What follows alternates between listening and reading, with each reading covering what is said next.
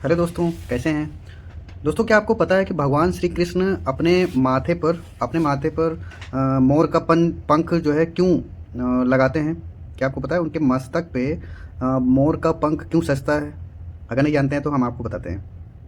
एक जब भगवान श्री राम जी माता सीता और अपने भाई छोटे भाई लक्ष्मण जी के साथ में जब वनवास जा रहे थे, तो एक 2-3 दिन रातें और चलते-चलते, मतलब काफ़ी टाइम चलते-चलते माता सीता को प्यास लगी। माता सीता ने बोला कि मुझे जो है प्यास लग रही है, अब बिल्कुल चला नहीं जा रहा है, रहा नहीं जा रहा है। उन्होंने ये बोला।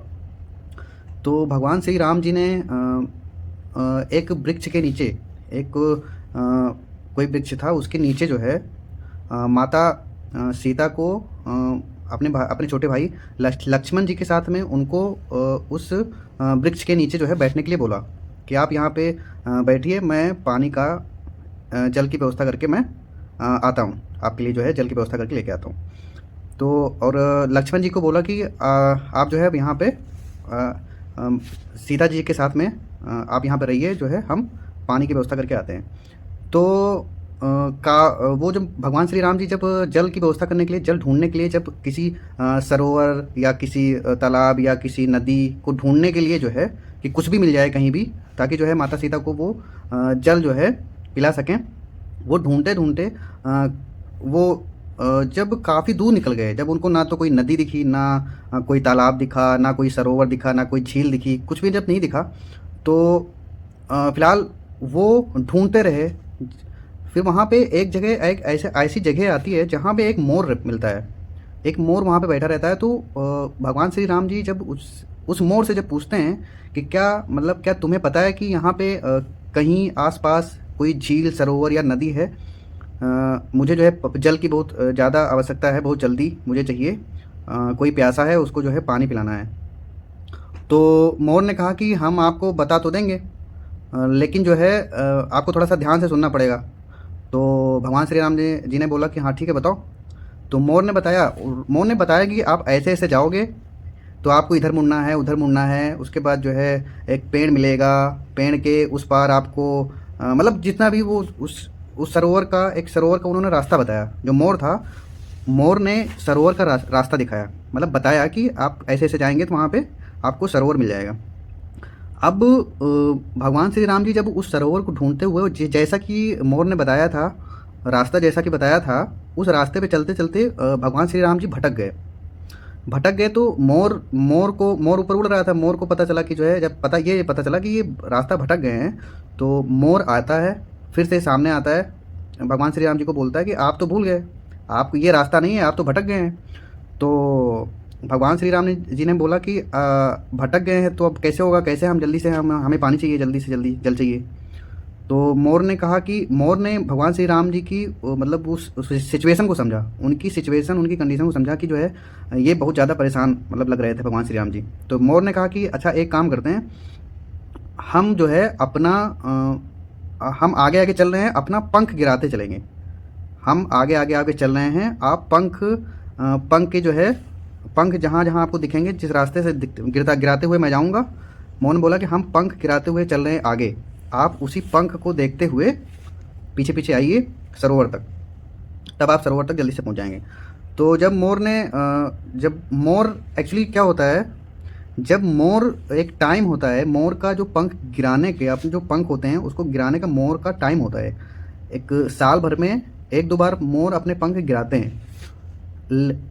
तो वो उस टाइम पे गिराते हैं तो कोई दिक्कत नहीं, लेकिन अगर उस टाइम के अगेंस्ट, मतलब उस टाइम पे, जिस टाइम पे गिराते हैं उस टाइम के पहले अगर मोर अपना पंख गिरा देते हैं, तो मोर को अपनी जान गंवानी पड़ती है। ये मतलब ये नेचुरल है, मतलब ये भगवान की बनाई हुई भगवान का बनाया हुआ सिस्टम ही एक ऐसा होता है दोस्तों। तो जब मोर जब पंखों को अपना गिराते हुए आगे बढ़ा, तो सरोवर तक जाते जाते, पहुँचते पहुँचते मोर के सारे पंख गिर जाते हैं। मोर के सारे पंख गिर जाते हैं, सरोवर भगवान श्री राम जी को मिल जाता है। लेकिन मोर जब तड़पने लगता है, जब वो उसका अंतिम समय जब आ जाता है, तो मोर मोर के सारे पंख गिर चुके होते हैं, वो तड़प रहा होता है। तो भगवान श्री राम जी पहले जल नहीं लेते हैं, पहले उसके पास जाते हैं, मोर को अपने अपने हाथों से उठाते हैं और कहते हैं कि जो है तुम्हें बताओ क्या चाहिए। भगवान श्री राम जी बोलते हैं कि तुम्हें क्या चाहिए, तुमने मेरी बहुत बड़ी हेल्प करी है और तुमने मेरी सहायता करी है, मैं तुम्हारा ये बलिदान में मतलब आप तुम्हारे उसके तले में दब गया हूँ, मतलब तुम्हारी इस सहायता से इसका मैं ऋण कभी चुका नहीं पाऊँगा। तुमने मेरी जो हेल्प करी है इसका ऋण मैं कभी भी चुका नहीं सकता हूँ। तो मोर ने कहा कि मुझे कुछ नहीं चाहिए, आपकी हमें आपका हमें आपके श्री चरणों में स्थान चाहिए हमें। तो भगवान श्री राम जी ने बोला कि देखो तुम मेरे सामने अपना अपना बलिदान दे रहे हो, अपने मतलब प्राणों का बलिदान दे रहे हो, तुमने मेरे लिए इतना सब कुछ किया और मेरे सामने तुम्हारा अंतिम क्षण जो है मेरे सामने बीत रहा है और मेरे सामने तुम अपने प्राण छोड़ रहे हो, तो तुम्हें तो वैसे भी तुम्हें जो है मेरे चरणों में ही स्थान मिल जाएगा, उसकी तो कोई दिक्कत नहीं है, वो तो तुम्हें ऑलरेडी मिल जाएगा। भगवान श्री राम जी ने बोला कि तुम्हें तो ऑलरेडी मिल जाएगा, क्योंकि तुम मेरे सामने अपने प्राण छोड़ रहे हो और तुमने समय से पहले मुझे मेरी सहायता करने के लिए समय से पहले अपने पंख गिरा दिए, इसलिए तुम्हें मेरे श्री चरणों में तो स्थान ऑलरेडी मिल जाएगा, मतलब तुम्हारा ये तो पक्का है, ये तो फिक्स है। लेकिन इसके बाद भी मुझे जो है संतुष्टि नहीं मिलेगी, क्योंकि मैं तुम्हारे एहसान तले दब गया हूँ, मुझे संतुष्टि नहीं मिलेगी इसके बावजूद भी, क्योंकि तुमने मेरी बहुत बड़ी सहायता करी है। तो भगवान श्री राम जी ने उस मोर से वादा किया कि मेरा जो नेक्स्ट जो अवतार होगा, मेरा भगवान कृष्ण के रूप में जब अवतार लूँगा इस पृथ्वी पर, तो मैं तुम्हारे पंख को अपने मस्तक पर धारण करूँगा। तब मुझे असली संतुष्टि तभी मिलेगी, लेकिन फिर भी मैं तुम्हारे इस बलिदान का ऋण कभी नहीं चुका पाऊँगा। इसलिए भगवान श्री राम जी मोर के पंख को अपने मस्तक पर धारण करते हैं मित्रों। तो आपको ये स्टोरी कैसी लगी?